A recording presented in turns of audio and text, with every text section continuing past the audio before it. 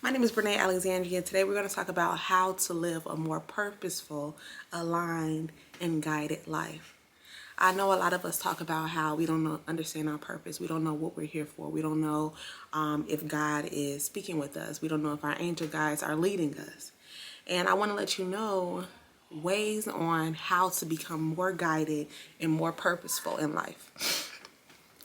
So, when I was about 15 years old, I remember asking and praying for guidance. I started asking for guidance. I don't know why I felt like I was so confused, but I started asking for guidance. And around this time, I had a friend who was going through so much.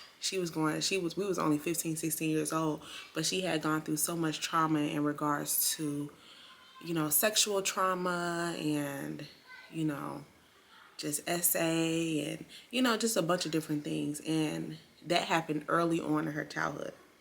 And so with it happening early on in her childhood, it had manifested itself in our late teens, where she had become promiscuous. And during this time of promiscuity, boys had started talking, because she was really, really, in the throes of it.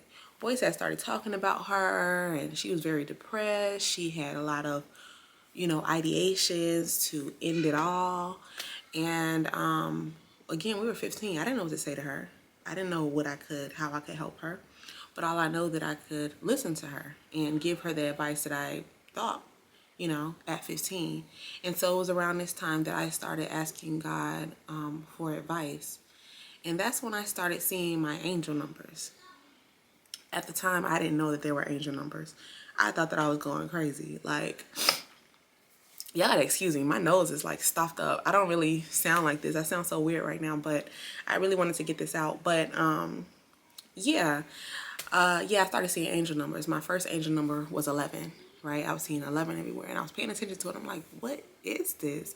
Why every time I do something, every time I turn around, I see an 11? I remember trying to explain it to my mom, and she's like, what? That sounds crazy.